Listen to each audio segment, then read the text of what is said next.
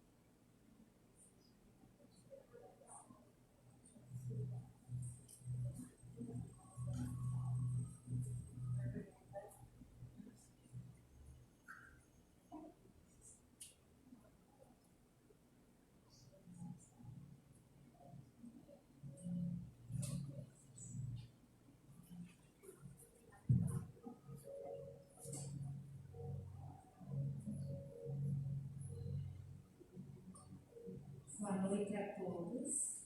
Vocês estão ouvindo mesmo com a máscara, tá bom? Então eu quero dar as boas-vindas a todos vocês que estão aqui e todas as pessoas que estão em casa através do WhatsApp.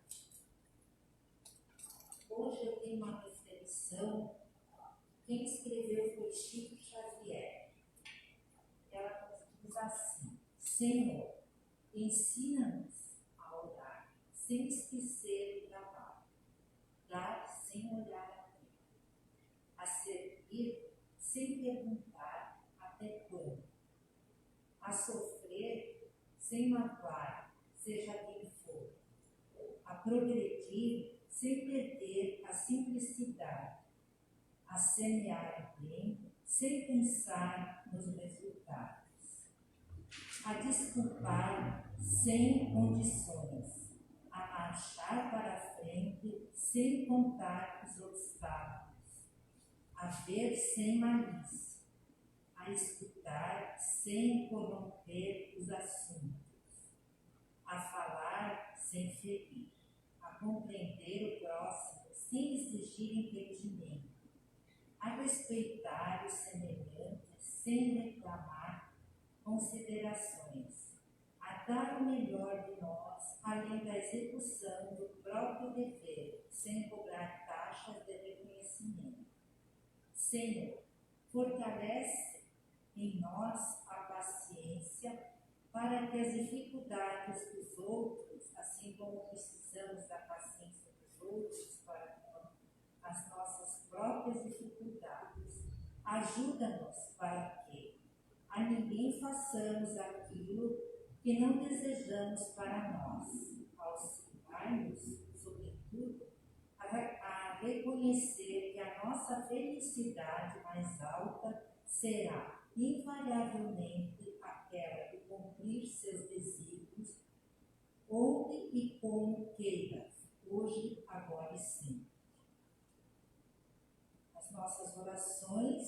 encontramos o amparo do Senhor. Então, nesse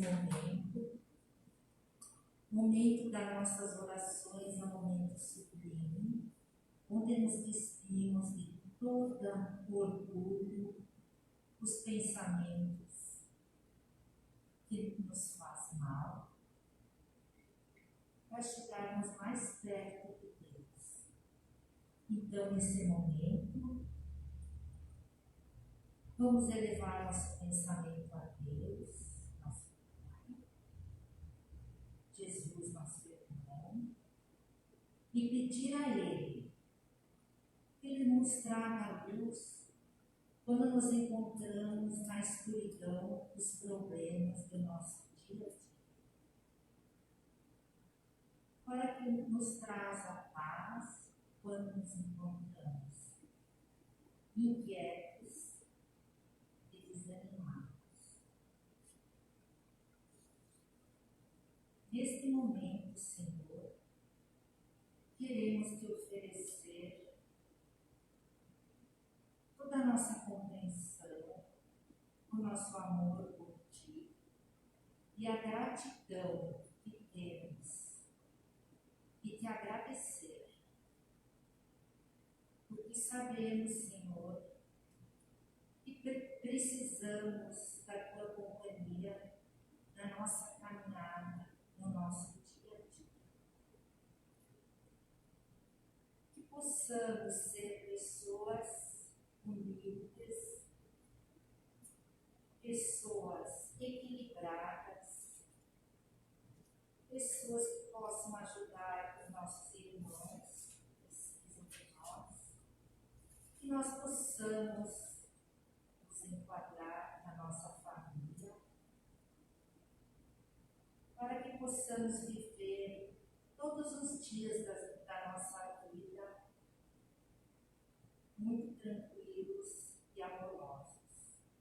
Senhor, te pedimos pela palestrante da noite de hoje, que ela seja abençoada e protegida em todas as palavras que ela vai nos dizer, que nós possamos receber essas palavras e mentalizar tudo o que ouvimos na noite de hoje. Que assim seja. Então, hoje a nossa palestrante é a nossa amiga Lu. Seja bem-vinda, Lu.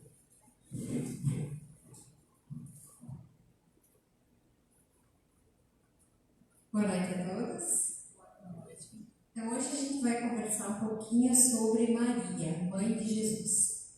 Eu podia vir aqui fazer essa palestra de forma bem histórica, falando para vocês quem foi a Maria, que ela era filha do Joaquim, com a Ana, onde que ela nasceu, mas aí a gente acaba dispersando, acho que a essência de uma casa espírita.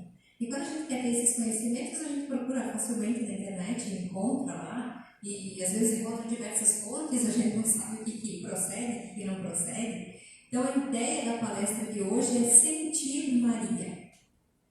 Maria, vamos começar a história dela falando do momento mais difícil. Eram meados do ano 33 da era cristã. Já soavam os ventos da primavera, quando uma mulher, ajoelhada, orava a Deus. Orava a Deus pedindo a proteção ao seu filho, porque ela estava aguardando uma notícia que, na verdade, ela não gostaria de receber. Nesse instante, as orações dela são interrompidas por uma batida forte na porta. Ela se levanta, abre a porta e depara-se com João, um menino menor de idade. E ele diz: "Mãe, prenderam ele." E ela pergunta: "Prenderam Jesus sob qual acusação, João?" "Sob perturbação. E Pôncio Pilatos já lavou as mãos, por isso eu venho até aqui com a senhora." E ela diz então: "João, leve-me até o meu filho." Ele diz: "Não, mãe, acho melhor nós ficarmos em casa, eu faço companhia à senhora." Maria entrou, colocou o seu véu e saiu e disse a João: "João, Jesus é meu filho, e o meu lugar é ao lado de Jesus." E então ela segue e acompanha Jesus no momento mais difícil de sua vida. E é desta mulher que eu quero que vocês sintam hoje a vibração. a vibração dessa Maria corajosa, cheia de fé, cheia de esperança, cheia de amor, cheia de princípios e resignada, que acreditava na vontade de Deus. Então Maria acompanhou todo o sacrifício de Jesus, toda essa questão da crucificação, sem pestanejar. Em momento algum, a Maria chegou para os soldados e pediu: parem de fazer isso com o meu filho, ele não merece essas chibatadas. Ela acompanhou chibatada a chibatada ao lado de Jesus, olhando para o seu filho, dando um olhar de aprovação para ele e dizendo: filho, eu estou aqui. Quantos de nós conseguiria fazer isso? Tem gente que não consegue fazer uma última visita no hospital para alguém que amava, que não consegue ir no velório de alguém que amava, para não ficar com aquela imagem da pessoa sofrendo, da pessoa triste, da pessoa doente. Maria fez justamente o contrário. Não que isso seja um problema pessoal, é uma forma de defesa, né? Você não enfrentar de repente aquele momento. Mas Maria não, esteve ali, apesar de toda a dor, ao lado do seu filho. E que espírito é esse da Maria, que veio então reencarnar aqui nesse planeta como a mãe de Jesus? Lendo o livro A Caminho da Luz, a gente vê que Emmanuel conta para o Chico que 2 reuniões foram feitas por espíritos angelicais antes de iniciar aqui o planeta Terra. A primeira das reuniões foi justamente para ver como que seria a formação desse planeta. Como é que vai começar a surgir a água, quem serão os primeiros habitantes, os primeiros animais, os primeiros humanos a habitar esse planeta. A segunda reunião foi justamente sobre a encarnação de Maria. Claro que a gente não tem dados específicos sobre essa reunião, né? Mas o que a gente sabe através do livro A Caminho da Luz?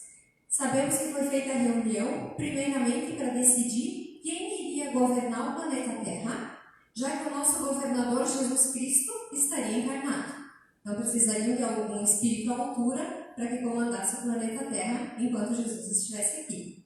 E outra, quem seria a mãe de Jesus? Porque a mãe de Jesus tem que ser um espírito diferenciado.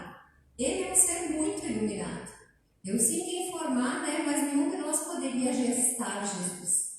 Eu não poderia gestar Jesus. Eu estava estudando a palestra e até pensei: desculpa, filha, né? Não foi dessa vez. Não é bem espírito normal. Por quê? Porque precisa ser uma pessoa extremamente evoluída, extremamente bondosa, cheia de princípios de amor. Não pode ser uma pessoa ligada ao mundo mundano que nem nós. Nenhuma pessoa que eu conheço poderia gestar Jesus. Porque a gente ainda está muito ligado à matéria, estamos ligados ao orgulho, à raiva, nós temos esses sentimentos inferiores. Por mais que a gente tenha, reconheça eles e saiba que é errado, eles ainda estão aqui. E para gestar Jesus, precisava dessa fusão, dessa energia boa da mãe para o filho e vice-versa, senão não daria certo. Então, acharam o espírito de Maria, que era um espírito puro. Não puro na escala dos espíritos que a gente estuda quando começa a estudar a doutrina espírita. Puro no sentido de bom, sem maldade, sem provas, sem expiações para passar. Esse foi o espírito escolhido, então. Nós sabemos, quem já leu um pouquinho da doutrina, que aqui no planeta Terra tem muitos espíritos que são exilados de capela. Esses espíritos de capela são espíritos que estavam lá, não estavam acompanhando o desenvolvimento de capela, moralmente inferiores, então eles foram exilados, retirados de capela e colocados aqui no planeta Terra, porque aqui, para nós, esses espíritos seriam bem desenvolvidos e iriam contribuir para a nossa evolução. Então, alguns espíritos vieram assim. Mas não é o caso de Maria. Eu trouxe isso para deixar bem claro. Maria não foi um espírito exilado de capela. Ela não foi rebaixada de capela para reencarnar aqui no planeta Terra. Ela era um outro nível de espírito mais puro, como eu disse anteriormente. Passada então essa fase explicativa, vamos ao momento que Maria ficou sabendo que iria então ser a mãe de Jesus. Chega um espírito e fala do anjo Gabriel e fala para Maria: alegra-te, cheia de graça, o Senhor está contigo. Encontraste graça junto de Deus. Eis que conceberás no teu seio e dará à luz um filho, e o chamarás com o nome de Jesus. Ele será grande, será chamado de Filho do Altíssimo, e o Senhor Deus lhe dará o trono de Davi, seu pai. Ele reinará na casa de Jacó para sempre, e o seu reinado não terá fim. Imaginem a responsabilidade dessa mãe ao ouvir isso encarnada, né? Que seu filho seria especial desse tamanho. Porque certamente, antes de reencarnar, ela teve uma conversa, né? Falou, ó, o plano reencarnatório seu é o seguinte: você vai ter um filho, outros filhos, como dizem que existem, né? Após Jesus ela teve outros, mas esse seu primogênito será especial. E se seu filho vai comandar uma geração de pessoas, vai ter uma influência religiosa muito grande, você possivelmente vai ver seu filho crucificado na cruz, vendo sofrer, as pessoas falarem mal dele, enfim, você vai sofrer muito como mãe e tem que se manter com o apoio desse filho. E aí, você topa, né? Ela topou quanto espírito, agora chega no planeta Terra e você manter essa mesma vibração e sintonia de quando a gente recebe a prova lá no plano espiritual, não é tão fácil assim, né? A gente vê para nós mesmos, né? Veja por mim. Certamente passei por algumas provas que eu topei passar no plano espiritual. Aí chega aqui, quando a gente passa, a gente fica, puxa vida, será que eu fiz isso aí mesmo? Eu pedi por isso aí? Onde é que eu estava com a cabeça, né? Na hora que eu fui aceitar passar por uma prova dessas. Mas porque tem suas razões. E a gente, quando chega aqui, esquece. E a prova que Maria não esqueceu foi a forma da conduta que o Espírito dela teve quando conduziu a vida de Jesus até o fim da forma que ele levou. Junto da cruz, o vulto agoniado de Maria produzia dolorosa e indelével impressão, com o pensamento ansioso e torturado, olhos fixos no madeiro das perfídias humanas e ternura materna. Regredia ao passado e amarguradas recordações. Ali estava, na hora extrema, o filho bem-amado. E aí a gente se coloca nesse parágrafo, pensando o que não passou na cabeça de Maria no momento que o filho estava sendo crucificado. Passa um filme, né? Que quem tem filhos, a gente imagina, nasce criança que começa a lembrar todo aquele momento do nascimento, e o primeiro cheiro que você deu, o primeiro beijo, a primeira caminhada, tudo primeiro, né? A primeira risadinha.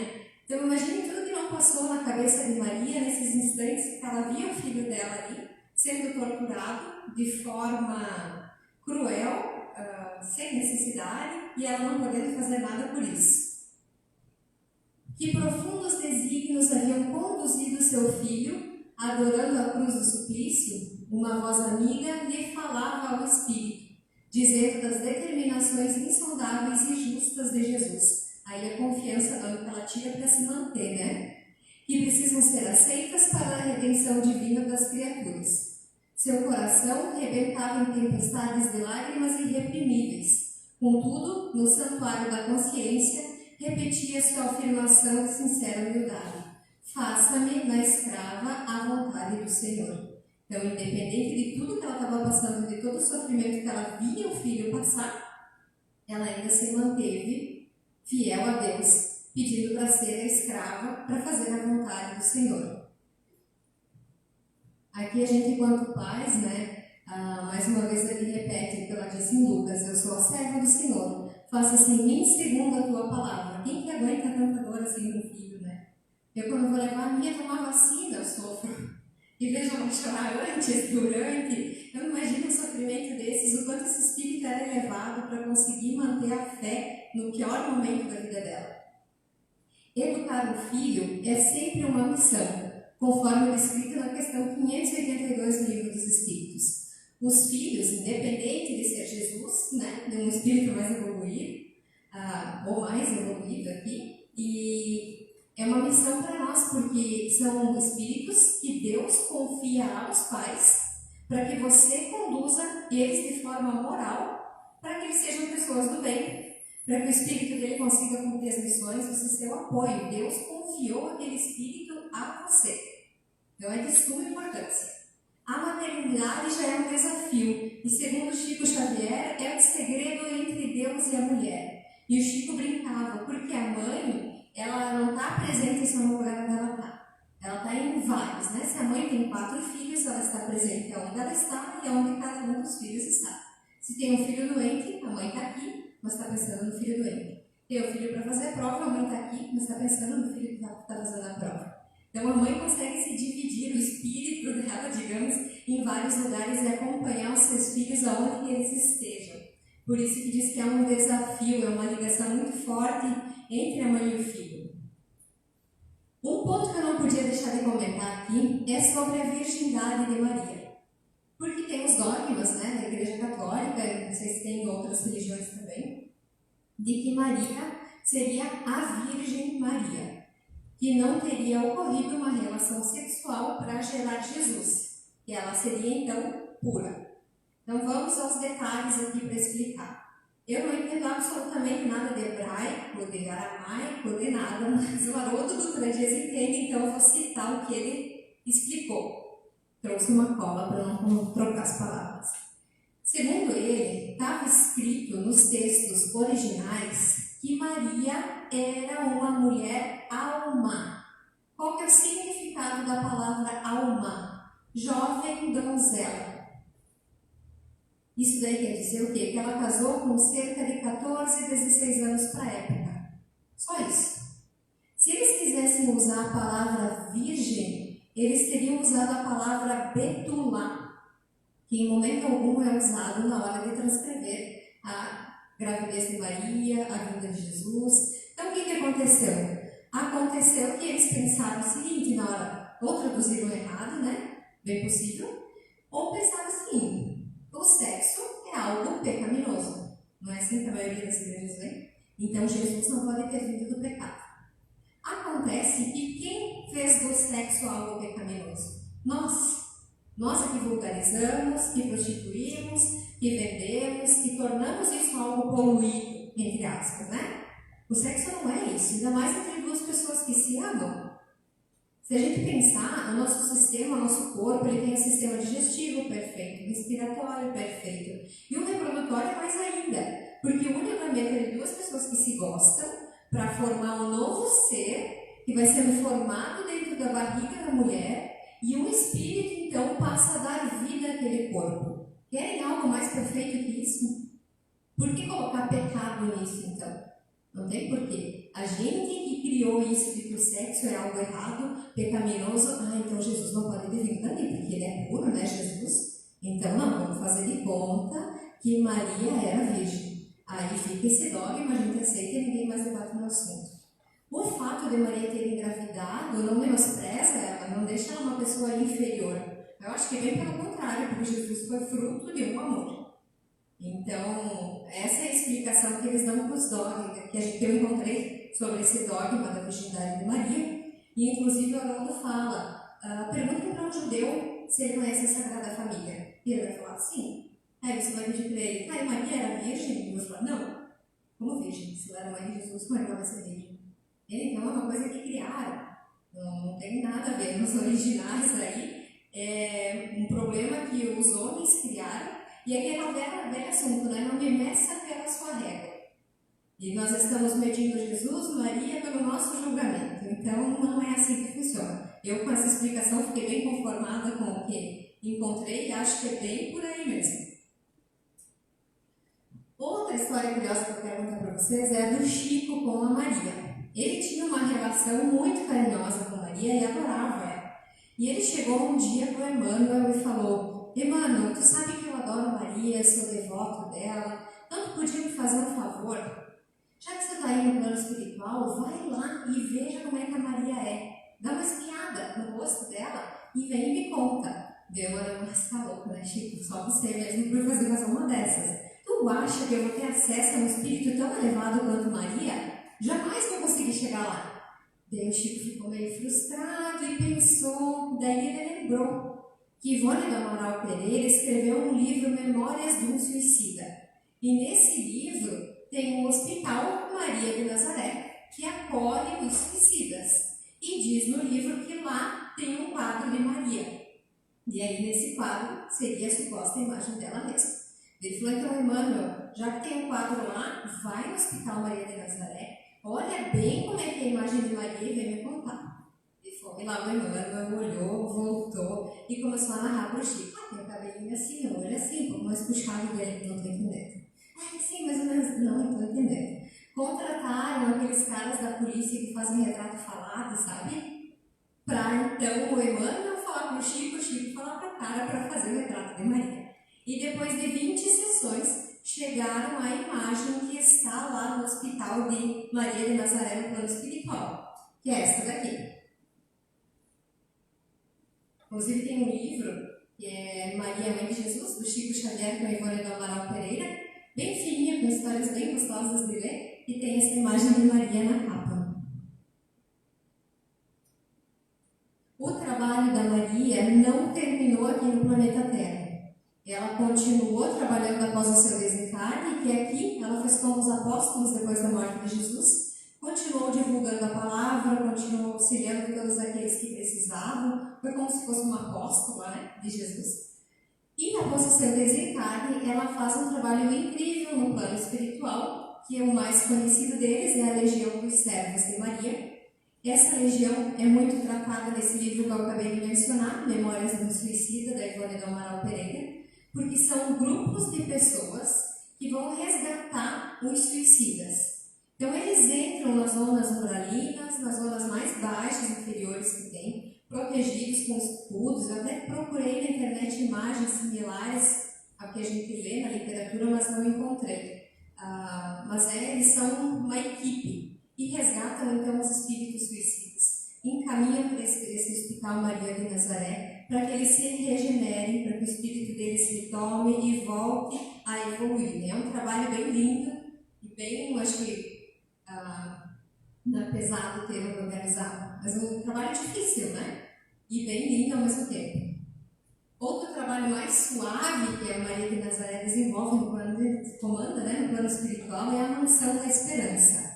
Essa Mansão da Esperança é como se fosse uma faculdade, pelo que eu entendi, que trata a parte de filosofia, de espírita, de a religião em si, a ciência, como se fosse um grupo de estudos, um grupo mais suave, e que o pessoal que vai na Legião dos Servos de Maria costuma também frequentar essa Mansão da Esperança.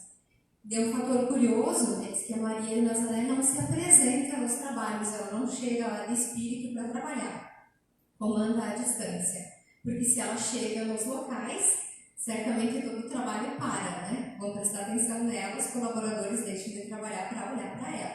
Então, eu comentei com uma pessoa que, vai ver. Eu falei, claro que sim. Se o Divaldo Pereira Franco tivesse sentado aqui na cadeira, vocês iam olhar para mim ou iam olhar para ele? Olhar para ele, né? Ia coçar o cabelo, vocês iam olhar, não iam prestar atenção em mim. Então, por isso que ela não fica no meio do plano espiritual. Que ela faça esse trabalho, então, coordenando para não tirar a atenção. Na Bíblia, a gente não encontra como foi o desencarne de Maria. Aí eu encontrei no Boa Nova, eu não gosto de slide cheio de coisa escrita, mas me obriguei a transcrever para não fugir daquilo que realmente aconteceu. Como que foi então o desencarne de Maria? Enlevada nas suas meditações, Maria viu se aproximar um vulto de um pedinte, quando ela estava rezando em casa. Minha mãe, exclamou o recém-chegado, como tantos outros que recorriam ao seu carinho, todo mundo chamava ela de mãe. Venho fazer-lhe companhia e receber a sua bênção. Maternalmente, ela o convidou a entrar, impressionada com aquela voz que lhe inspirava profunda simpatia. O peregrino lhe falou do céu. Que mendigo seria aquele que lhe acalmava as dores secretas da alma saudosa? Foi quando o hóspede anônimo lhe estendeu a mão generosa e lhe falou com profundo acento e amor. Minha mãe, venha aos meus braços. Nesse instante, fitou as mãos nobres que se lhe ofereciam num gesto da mais bela ternura. Tomada de comoção profunda, viu nelas suas duas chagas, com que seu filho revelava na cruz, e instintivamente, dirigindo o olhar ansioso para os pés,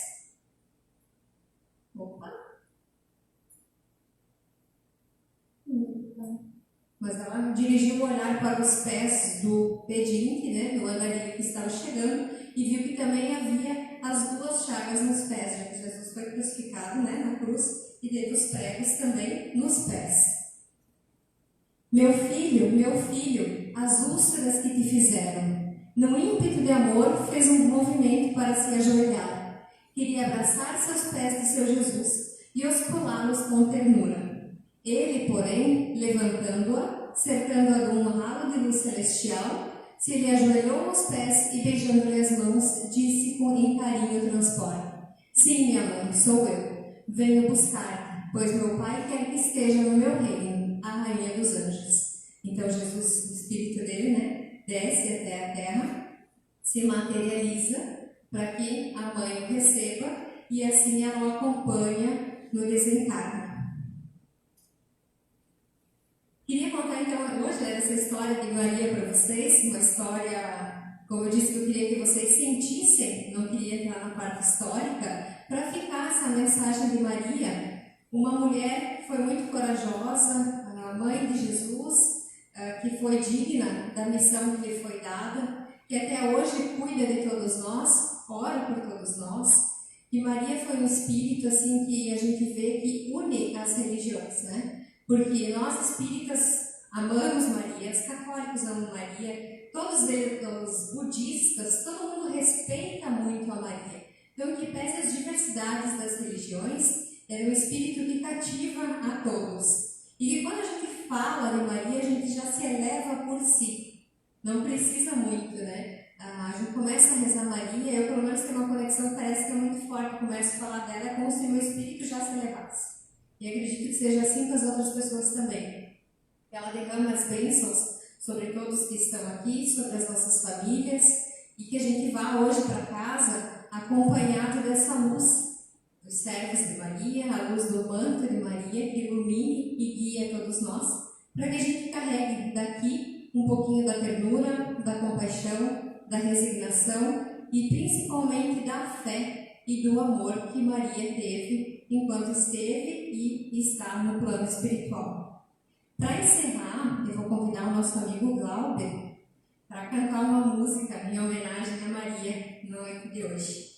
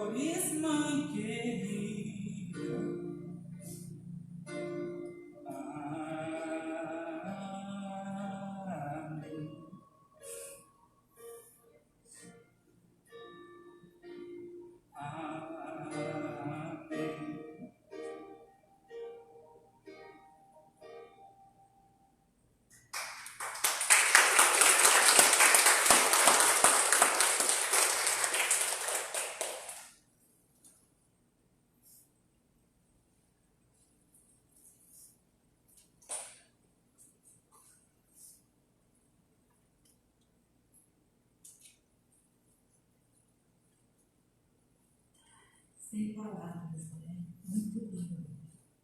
Queremos agradecer as palavras da Lu e o nosso também. Muito obrigada. E que nós possamos sair daqui com Maria no nosso coração. Neste momento, vamos nos concentrar para receber o passe coletivo. Que nesse momento, Maria esteja com cada um de nós.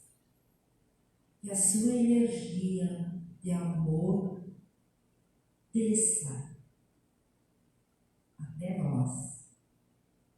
E que a espiritualidade desta casa, neste momento, nos ampare, nos proteja, nos dê a fé, nos dê o amor. Que cada um de nós, através de Jesus e através do passe, receba essas bênçãos, este amor de Jesus. Pai de infinita misericórdia, nós te agradecemos. Muito obrigado. Que no decorrer da semana nós possamos viver os passos de Maria. Que assim seja. Boa noite a todos. Muito obrigado pela presença e que todos possam ir para casa com Maria no coração.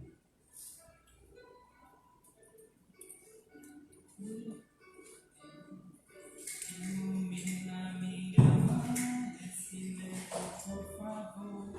Me mostra a liberdade de viver o teu amor. Me leva às profundezas das minhas emoções, para eu ver com clareza conscientes negações que me deixam dormindo em distorcido prazer.